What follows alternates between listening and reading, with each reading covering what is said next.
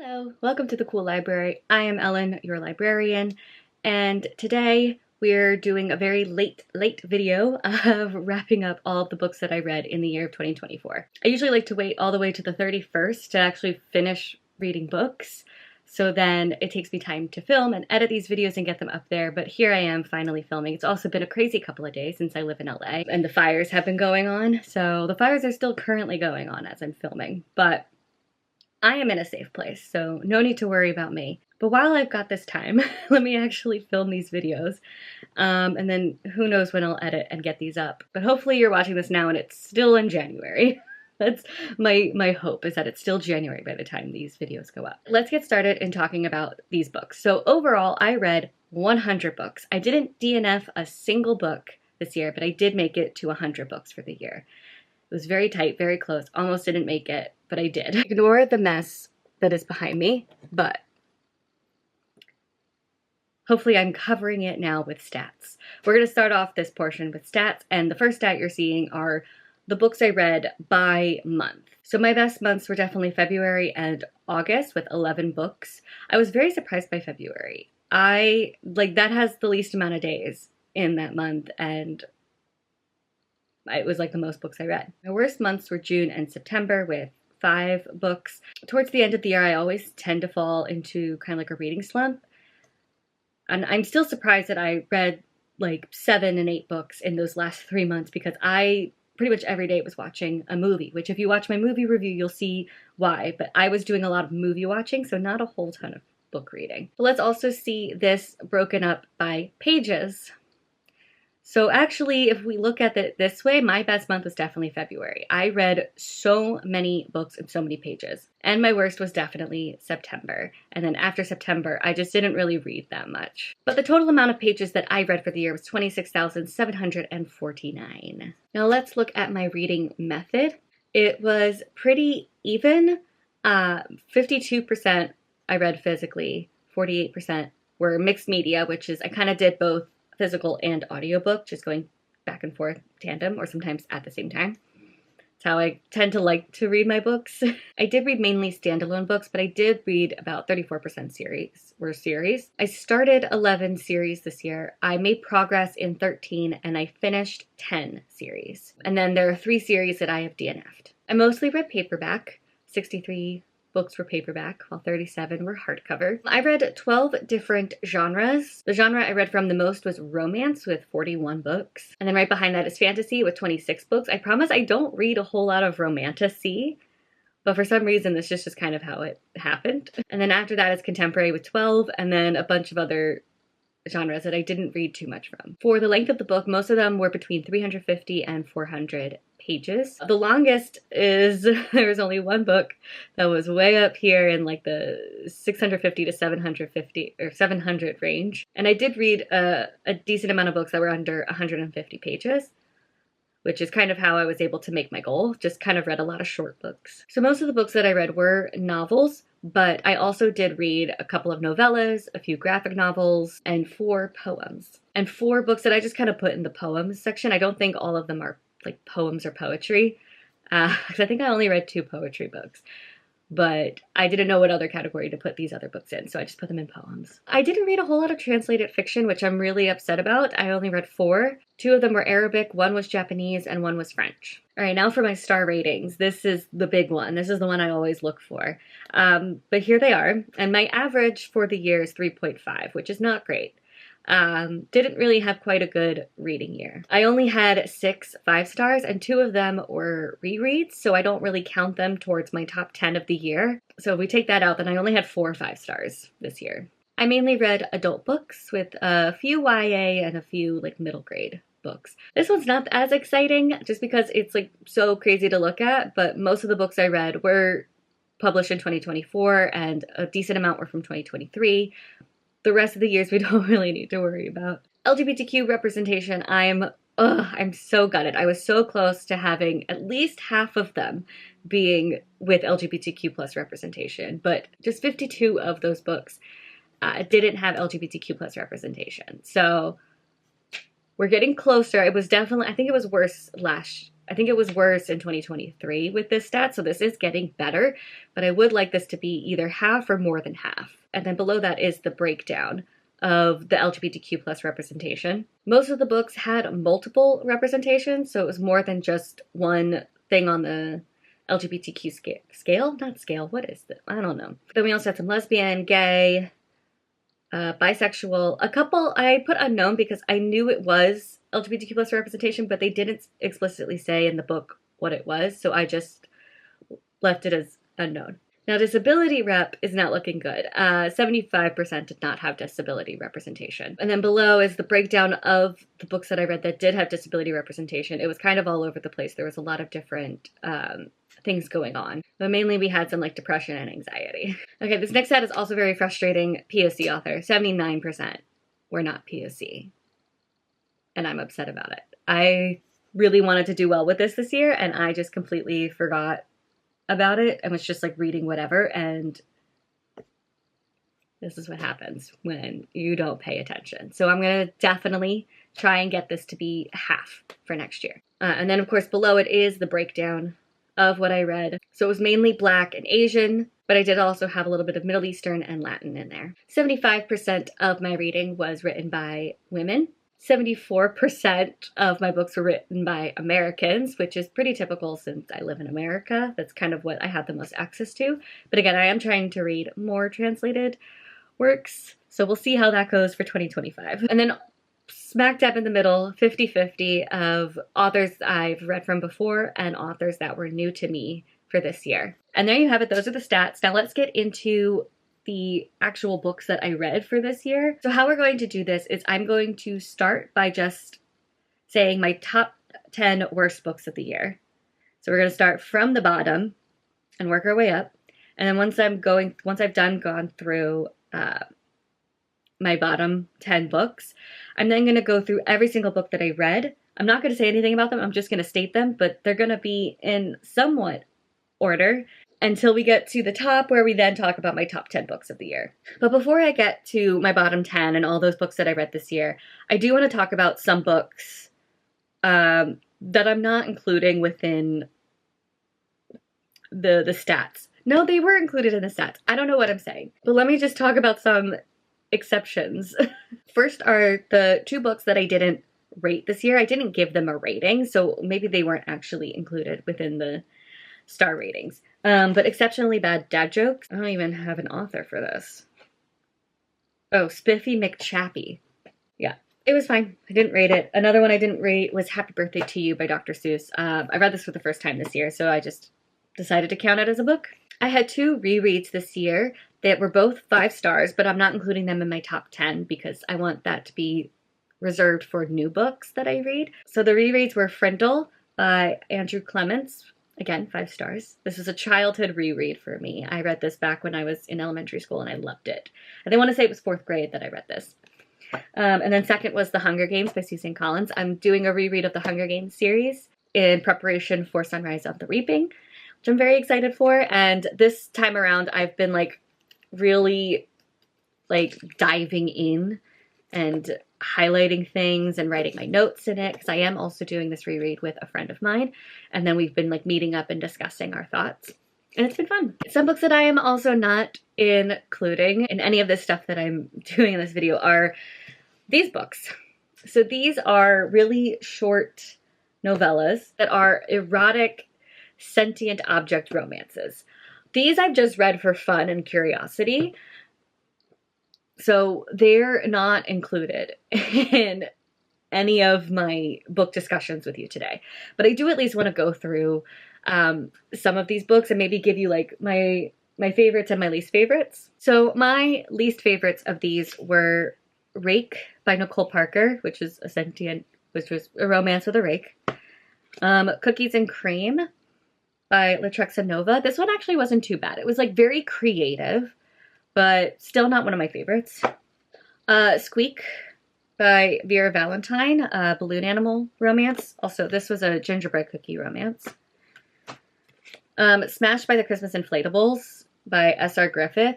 I think you can tell what this is a romance with. And this one, surprisingly, not my least favorite, but really close to being my least favorite. My least favorite, though, was Pounded by the Pommel Horse by Sabrina Cross. I think you can know what this one's about. Another one I didn't really like was Forked by Ruth Cardello, Romance with a Fork. And then some ones I actually quite enjoyed and had fun reading was this series, the Yarn and Monsters series, which was Corny, Snuggle, Tangled, and Knotted. This is a werewolf, so not really much of a sentient object. I think this was an octopus. I don't know. And of course a teddy bear, Candy Corn. I was curious and my curiosity has been quenched. Thank you. Some other ones that I liked were A Well-Kept Secret by Vera Valentine, which was with like a dragon at the bottom of this well. Hayseed by Vera Valentine, which is with a scarecrow. Sap and Spile by Vera Valentine, which is with tree men. Like they're men, but they can also turn into trees. It was weird, but surprisingly, this one I think was my favorite. I actually really liked it. Unhinged by Vera Valentine. This is where it all started. And this is also a favorite of mine. And then Frisky the Snowman by Lauren Beale. I mainly wanted to read this because I was wondering if this was the like premise of Hot Frosty. It's not. It is different from Hot Frosty, but it is with a snowman, and it was quite fun. Anyway, those are my sentient object erotic romances, if you ever want to check them out. I most likely will be reading more of them this year. Let's get started with talking about the books. At the very, very, very, very bottom, with 2 stars, is To Sir Philip with Love by Julia Quinn. This is the 5th? Yes, the 5th book in the Bridgerton series. I'm just reading these for funsies, even though none of them are really great. I'm just reading them for the enjoyment and also because I do love the TV show very much. Although season 3 was my least favorite of the seasons and I'm upset about it. So this one is following Eloise's romance and I hated her romance. I also didn't like her. I feel like her character in the TV show is way better than in the book. And the person she marries and like gets together with was such like a piece of cardboard. He was just... did not like him at all, and that's why it's way at the bottom. Okay, so that was my only 2-star, but the rest of these that are on the list are pretty much 2.5 stars. So next we have Damsel by Alana K. Arnold. I read this because I thought this was the book that was being turned into the movie Damsel, but as I was reading, I was quickly learning that this is not the movie. So the movie was actually based off of a different book with the same title, Damsel, but I still was reading this one. I'm like, I'll just continue with it. But oh my God, was this so bad. There's so much animal cruelty that happens in this that was hard to read. I don't really quite remember too much, thank God. I've blocked it out of my memory, but it was just written so poorly.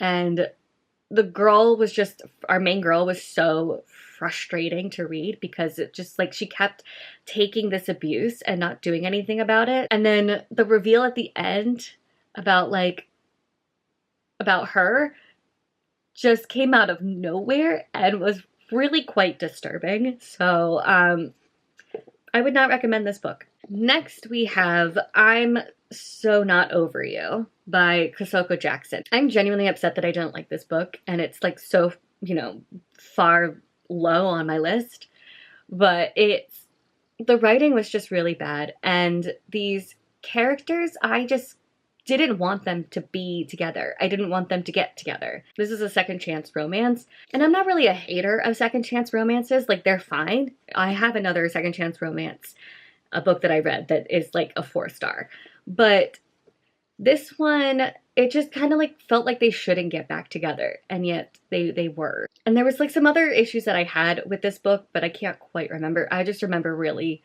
not liking it at all. All right, next I have The Lost Tomb by Douglas Preston. Oh my God, I was so excited for this book. I love anything that has to do with Egypt, and this like includes one story about an Egyptian tomb or an Egyptian burial chamber, same thing. But it's just about a lot of like history, and I was really excited to learn about it. But the way it was written was just so boring and so bland that it was so hard for me to focus. And that's all I really remember about this book. So Didn't like it. Next on my list is The Heaven and Earth Grocery Store by James McBride. I kind of had a feeling I wasn't going to like this book, but this was a book club read. And yeah, because my book club, we wanted to read, you know, the best book of 2023 to start off 2024. And it was a huge flop with all of us, to be honest. This was so incredibly boring. It was also way too long. It did not need to be this long. I hated the way it was written. I like, you start off the book being like, oh, there's this mystery. And then the whole middle is just learning about these people in the town and the things they did. And then the very end is like the reveal of what happened with the mystery. And it was such a letdown. It was honestly a huge letdown. I was like, really? That was it? That was it? Cool. Yeah, no, I really pushed myself to read this entire book. It was tough. Next, I have Argyle by Ellie Conway. It's actually not written that by Ellie Conway. That was the character's name. But this is also a movie, which you'll see what I thought about that in my movie review. I have an unpopular opinion. I actually really liked the movie, but the book was so bad. This book, I don't even remember why it was so bad. I just remember not liking it at all. But this is the book that is in the movie Argyle. This isn't the movie Argyle. This is a book, like the movie Argyle is based around this author who writes this popular book series, and this is supposedly the book series she writes. It was a very, like, I remember it being kind of confusing, pretty boring, and I didn't really like a lot of the dialogue. That's it. That's all I remember. Next, I have These Deadly Prophecies by Andrea Tang. They said this was like Knives Out meets something else. Oh, like Knives Out meets The Inheritance Games. And it really is like Knives Out, to the point where I was reading it and could predict everything because it's exactly everything that happened in Knives Out. It also is just incredibly boring. Again, a lot of these are just like, they were boring. They didn't, you know, grasp my attention. And then I have Before Your Memory Fades by Toshikazu Kawaguchi. I don't think I will be continuing with this series. This is the second book in the series, and I have decided to DNF the series. I found the first book okay, like I didn't mind it, but this one for some reason was just really boring. And that's it. That's my review of that one. Now, some people are going to be really mad at me about this next book, but Normal People by Sally Rooney. I was bored out of my mind reading this book, and I did not care about these people. I, to be honest, I have forgotten pretty much everything that happens in this book. I have completely forgotten the plot. I don't remember a single thing, but I remember being bored. All right, and then the last book on my bottom 10 is Little Girls by Nicholas Flage and Sarah Delane. This is a graphic novel that honestly was confusing. I didn't understand what the lions had to do with anything, or maybe not lions. What were they? Cheetahs? No. Cheetahs, maybe, yeah. Well, yeah, and then the lions came in. It was confusing. I didn't mind the story. Like, the story actually wasn't too bad.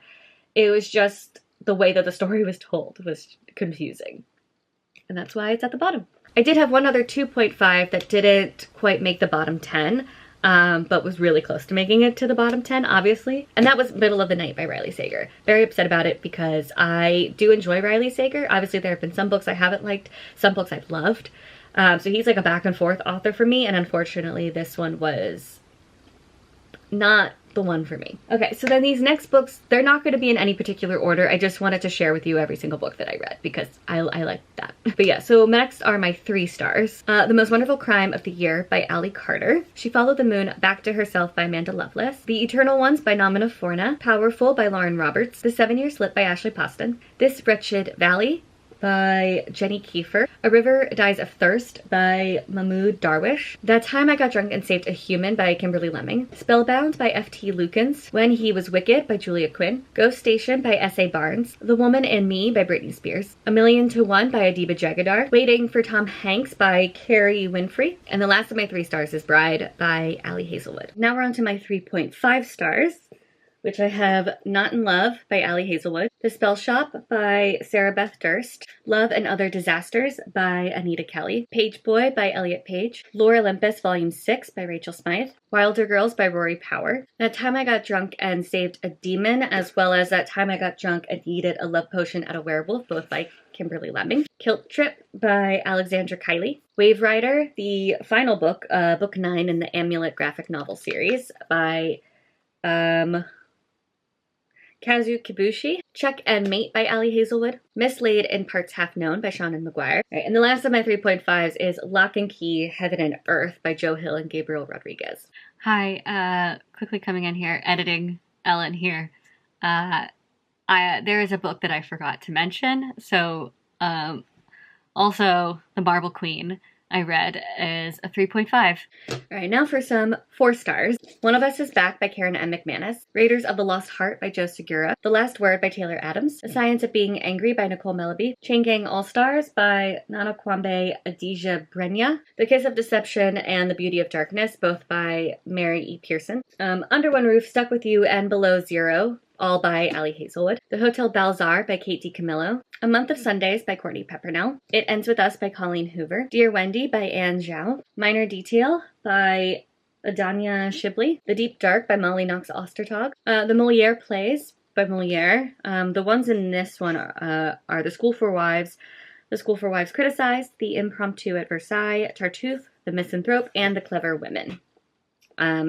I really became obsessed with Moliere this year. A Season for Second Chances by Jenny Bayless. I Shall Never Fall in Love by Hari Connor. Rules for Ghosting by Shelley J. Shore. Always Isn't Forever by J.C. Cervantes. All right, and the last of the 4 stars is Lore Olympus Volume 7 by Rachel Smythe. And then before I get to my top 10, I have the 4.5s that didn't make it to my top 10, since a lot of my top 10 is 4.5s. The Quiet Tenant by Clemence Michelon. Adulthood is a Gift by Sarah Anderson. The Lost Story by Meg Schaefer. Powerless by Lauren Roberts. The Ghost Keeper by Joanna Taylor. None of the Above by I.W. Gregorio. I'm Glad My Mom Died by Jeanette McCurdy. The Fox Maidens by Robin Ha. And lastly, The Heart of Betrayal by Mary E. Pearson. So now let's talk about my top 10. Okay, so my number 10 is Lock and Key, The Golden Age by Joe Hill, Gabriel Rodriguez, and Jay Photos. So this is a graphic novel, and it's a bunch of like short story collections all within the Lock and Key world. I really liked the Lock and Key graphic novel series, which I think I read 2 years ago, but I do remember really enjoying it. And so I was happy to read some like prequel Lock and Key stuff this year, and this was so good. This made me cry. 2 of the stories in here made me cry. They were just really great additions to the Lock and Key world. I feel like if you like the Lock and Key series, these are definite ones that I feel like you should read. They really help build the world more. And this one even has a story with the Sandman, I believe it is, which I've never read the Sandman series, but for those who are like interested in the Sandman, having that crossover, it was really fun and exciting. At number 9, I have When Among Crows by Veronica Roth. I've been really enjoying Veronica Roth's adult novella fantasy books that she's been coming out with, but this one was really fun. I liked the adventure that our main characters went on. I love how much of a story she's able to pack in just a very short amount of pages. And yeah, really loved it. At number 8, I have Always Never Yours by Emily Wilberly and Austin Sigmund Broca. I had no idea that I was going to love this book, but I just randomly picked it up. It was just like a random pick one day, and I'm so glad I did. This is a YA contemporary romance about these 2 who are doing a musical. They're doing Romeo and Juliet. Our main girl is playing Juliet, and our main guy is not playing Romeo. He is one of like the stagehand guys, like one of the backstage people. And I believe her ex-boyfriend is playing Romeo, if I remember correctly. And so you think like, she's like, do I get back with my ex-boyfriend? Because, you know, they're playing Juliet and Romeo, and like the stuff starts coming up, but she's really starting to find a connection with this guy who tends to keep to himself most of the time, and he's just working backstage, and it's really cute. So I definitely want to check out more by these author duo because I liked the way that they wrote this story. It was really cute. At number 7, I have The Frindle Files by Andrew Clements. I was really worried about this because Frindle, which I told you about earlier, It was a reread this year. I read that back in 4th grade. It was like one of my favorite books. I loved that book growing up. And then it came out with a sequel this year. And I was really, really worried. It was like Frindle for this generation is what this is. So it involves like computers and hacking. But I was worried that I wasn't going to like this or it wasn't going to hold up to my expectations of what I love about Frindle. But this was so good. I'm truly, truly happy with how we've done Frindle for the modern world, for the modern children, and still having the callbacks to the original Frindle book. So yeah, I highly recommend if you liked Frindle growing up, you might also like the Frindle Files. At number 6, I have So This Is Ever After by F.T. Lukens, a YA romantasy that has a lot of Dungeons & Dragons elements to it that I really liked, because I really got into Dungeons & Dragons toward the end of like 2023. And so all of 2024, I was playing a lot of Dungeons & Dragons. I'm now part of 3 campaigns, and it's very fun. So I liked all of like the different elements of Dungeons & Dragons in this. This is essentially like, you know, your campaign is just finished. You guys have defeated the big bad. What now? So yeah, so they just defeated the big bad at the very beginning of the book, and then all of a sudden they're now in charge of this town, and it's just so fun. And I loved the romance within this, and I loved the suspense, because one of our main guy is essentially, by taking on this town, he has become cursed with something, and it's just trying to get rid of this curse. And I really didn't think they were going to be able to. It was just so like on the edge of my seat. I loved it so much. At number 5, at the top of my 4.5s, is The Wishing Game by Meg Schaefer. I truly loved this. This was so whimsical and fun. With this, we have a teacher. She teaches, I believe, like elementary school, and one of her favorite authors from when she was growing up as a child kind of like stopped writing books, but all of a sudden now he's coming back with a new book, and he's only letting one person read the book, and he's going to have a competition for it, and she gets entered into the competition. And oh my god, the whimsy of this book was so great. There's also a little bit of a romance within it as well, but it's not like the main focus. And I just truly, truly had a blast reading this book. As you can tell, Meg Schaefer has kind of become an author that I love, because she also had another 4.5 book this year. I will definitely be checking out Meg Schaefer more often. Okay, now we're on to my top 4, which are my 4 5-stars of the year. At the bottom here, I have How to Piss Off Men by Kyle Prue.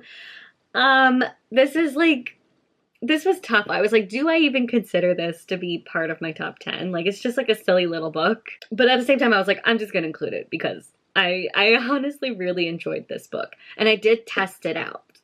And some of my guy friends did get a little pissed off. So be warned, it works. Yeah, so these are 109 things to say to shatter the male ego. I have watched a couple of Kyle Prue's TikToks. They're really fun and funny. He just, again, tells you things to say that will piss off men. And he's turned some of those things into a book. And it's just kind of read out as if it, like, is one of his TikToks, essentially. Because he says, like, he gives the thing to say, and then, like, the reasonings behind why it'll piss off. So for this one, I love your hair. Is it real? And then it just goes into a little explanation about why it will piss off a man. This just made me laugh a lot, and I had a great time reading it. It was also really quick to read, and again, it works. I tested it out on some men, and they got a little pissed off. All right, at number 3, I have Funny Story by Emily Henry. Emily Henry is just a favorite author. I love her. I've given her so many 5 stars, and this one was no exception. This romance was absolutely fantastic. But can we please go back to paperback editions of your books? Can we go back to that? Why do we have to have the hardcovers? Ugh. I want to read them right away, but I don't want a hardcover. But this was fun. I liked the romance a lot. We had our 2 people who both got dumped. Her fiance dumped her for his girlfriend. So now they've kind of moved in together and are just trying to figure out what to do with their lives. But they end up forming a bond and then a relationship, and it was really fun to read. At number 2, I have another romance, and that is You Again by Kate Goldbeck. Oh my god, the way I was so invested in this book, I did not expect to get as invested as I did within this book. Also just obsessed with this cover so much. The cover is supposed to be a nod to When Harry Met Sally, because I think like the book was essentially supposed to be like a When Harry Met Sally inspired romance. I didn't quite get that, but I did love how like at the beginning they have these very small interactions with each other, but they're like very bad interactions, and it's like this is like spans a good 10 years, this book, because like I think the first like 5 years it's just like them running into each other that one time and then like having really bad interaction, and then 2 years go by and they run into each other again, have another really bad interaction, and it's just, it was really fun, the build up to their romance. And then by the end I was so, oh my god, I was so invested. I was like, run to her, go run. Or was it, I think it was her running to him. Either way, someone was running to someone, and I got so into it. All right, number 1. I'm like almost embarrassed to show it, but number 1 is Dungeons and Drama by Christy Boyce. This was not supposed to be a 5-star read. This was not supposed to be a favorite of the year. I read this, I want to say back in January or February, just for funsies, because it was like, oh my god, this looks like it's gonna be really fun, but it also looks like it's not gonna be good. And then here it is, my number 1 favorite book of the year. Yeah. Again, can you tell I got into Dungeons and Dragons? So we have our main girly who is in trouble with her parents. So she is being forced to work at her dad's gaming store. She also is a musical theater girly. Like she's a theater girl. She's doing the musical at school, but some drama happens with the musical as well, which I also really enjoyed that. And she starts falling for, well, really, she's not falling for him. It's like an enemies to lovers situation with this guy who works at her dad's gaming store, who she also goes to school with. But then she starts joining their Dungeons and Dragons campaign and their team, and she ends up really having fun with it. And they start also doing a fake dating. Like everything about this, I was eating it up. I just remember reading this book so quickly, and when I wasn't reading this book, like when I had to go actually run errands and go to work and do things, all I was thinking about was this book. And I was like, I just want to finish this dang book. This book also made me cry, just because I think a lot of the like relationship between her and her dad kind of mirrored my relationship with my dad, and they're like coming together in the end just made me cry, because she also is dealing with divorced parents. Like she just really felt like me when I was back in high school. Like she was me. This, if you want to know what I was like in high school, it's this, except for the Dungeons and Dragons part. Yeah, I just related to this so much, and I actually had such a blast reading this book. And it just like, I still think about it to this day, and I'm very excited to read the sequel this year, because the sequel, I don't know if it's a sequel or if it's just a companion novel. It's like one of those, but that one's coming out this year and I'm very excited. There you have it. My top 10, my bottom 10, all the books I read, my reading wrap up for this year. I hope you enjoyed it. I do also have my movie and my TV show wrap ups. I will link both of them down below. And then hopefully this year I can be better at posting videos for you guys, because I know I'm always slacking, especially by the end of the year. But yeah, I will see you guys later with more videos. Bye!